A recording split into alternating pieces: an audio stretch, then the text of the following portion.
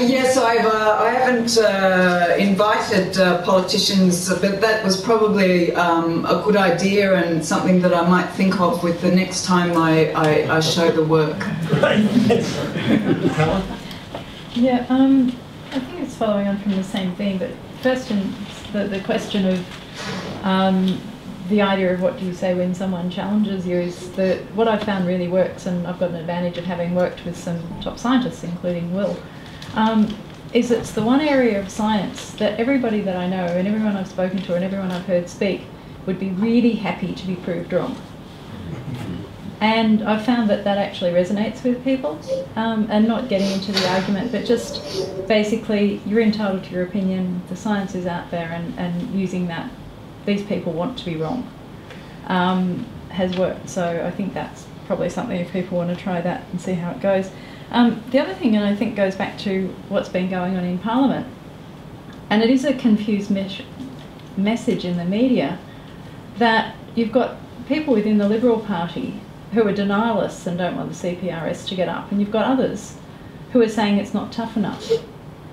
But they're actually all being banded together as being anti-CPRS. And so how in the media, has the media actually lost its ability to be for critical thinking? Maybe we start with Will. I think, and it's a shame that Bernard Keane isn't here today, I think that the media has been utterly overwhelmed by the CPRS in general. I think it is they can understand it as a political issue. They can understand government wants this, Liberal and National parties don't know what to do about it and they're divided. That's simple. The CPRS is a fantastically complicated thing that we're doing. It's a very long-term renegotiation of our economy. It's bringing the externalities in, and I think that that's a fantastically complicated thing to do. I have problems with the CPRS. I think that it's certainly buying off segments of our economy that we shouldn't be doing, but we have to remember that this is a long-term plan. This is a plan for 50 years, 100 years, and for I do think it is a significant failing of our economic reporting and the media in general that this complexity hasn't been grappled with significantly. I'm glad the CPRS is being voted through this week. I was just listening to Erica Betts and Penny Wong, and it's clearly going through. I congratulate Mr Rudd and Mr Turnbull on their statesmanship in getting it through. Having said that, it's deeply flawed. About the only good thing that can be said for it is that it's putting the accounting mechanisms in place for a serious emissions reduction target which will come a few years down the track. I wish Kevin Rudd had listened to Ross Garnaut. I wish he'd accepted the Garnaut recommendations lock, stock and barrel, but at least he's doing some of it. The media and their capacity for critical thinking. I think there's levels of media, whether it be the commercial radio news, say down to The Guardian or The Economist, and there's levels of interest in the populace and the media using, people use the media. And so, but depending on where you go, you're going to get a certain level of informed analysis or sensationalism, or a mix of the both. And the CPRS, this debate, especially for the political journalists, is just, and for the politicians, is just one more issue where the power games are played. And that's about it. Now I think we'll turn to the outside audience, because we've actually got a couple of really good questions. The first is from user Van. He asks, what do the panel think will create the tipping point, which is the point at which time people will be compelled into action? Will it be wild weather? Will it be oil prices at $5 a litre? Will it be where renewable prices naturally compete with non-renewables? Simon, let's start with you. I think the tipping point concept is a bit overgrown, a bit overdone. I think one may be the if we get a year that's a lot warmer than 1998, that may galvanise behaviour. I think it would be a good game breaker for the environmentalists and the green politicians to come out and make a decision that they'll support nuclear power as a realistic approach to the kind of energy demands that the growing populations in the world are going to need, and that kind of attitude from the Greens would be a tipping point. But I think that, as I've said earlier, as the issue gets fiercer, you're going to get more resistance as much as you're going to get more momentum to.